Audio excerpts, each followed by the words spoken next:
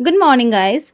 आज हम लोग कुछ बेसिक क्वेश्चन सॉल्व करेंगे जिससे टाइम कॉम्प्लेक्सिटी आप लोगों का पता चले। ठीक है, कुछ क्वेश्चंस हम लोग आपके बोर्ड पे लिखा हुआ है। इस क्वेश्चंस को पहले आप ध्यान से देखेंगे, समझेंगे और फिर इसी क्वेश्चंस को हम लोग पहले सॉल्व करेंगे तो हमें पता चल जाएगा कि हमें टाइम कॉम्प्लेक्सिटी निकालते कैसे हैं।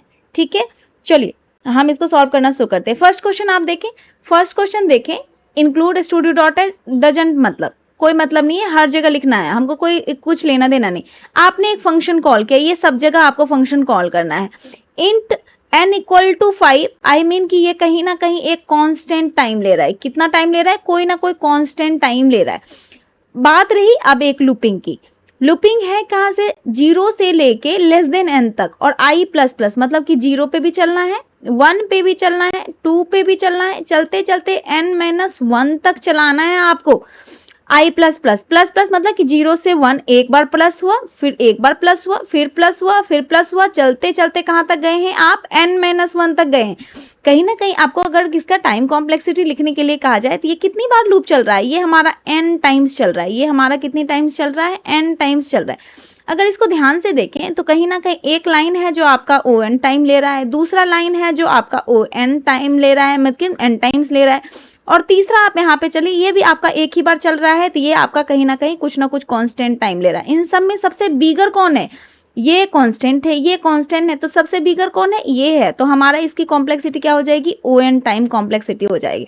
आई होप गाइस कि आपको ये चीजें समझ में आ रही होगी कि इसकी कॉम्प्लेक्सिटी हम लोग कैसे निकालें। एक चीज इस क्वेश्चन को सॉल्व करने के बाद मुझे ये बात समझ में आ गया है कि अगर एक लूप रहे और वो लूप अगर 0 से n-1 तक चल रहे हैं या 0 से n तक चल रहा है तो हमारा टाइम कॉम्प्लेक्सिटी on टाइम्स होता है। ठीक है, सिमिलरली अगर इस क्वेश्चन को देखें, क्वेश्चन नंबर 2 को देखें, तो यहाँ पे दो लूप्स है। ठीक है, आप देख रहे हैं कि आपका ये लाइन ज्यादा मैटर नहीं कर रहा है आपके प्रोग्राम में, ये लाइन ज्यादा मैटर नहीं कर रहा है आपके प्रोग्राम में।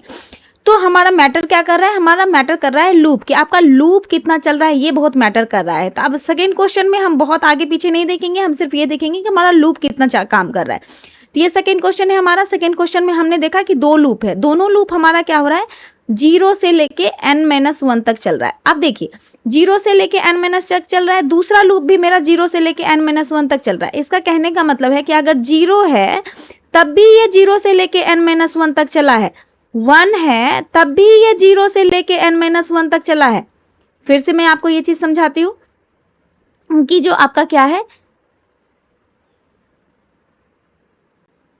मेरा कहना है कि अगर ये 0 था i इक्वल टू अगर हमने 0 लिखा तो अगर j है तो j 0 भी चला, 1 भी चला, 2 भी चला, 3 भी चला, 4 भी चला, करते करते n-1 तक चला। फिर i अगर 1 है तो मेरा j फिर से 0 चला, 1 चला, 2 चला, 3 चला और फिर n-1 तक है। आई मीन कि i का देखे तो ये मेरा on है और ये भी मेरा on है।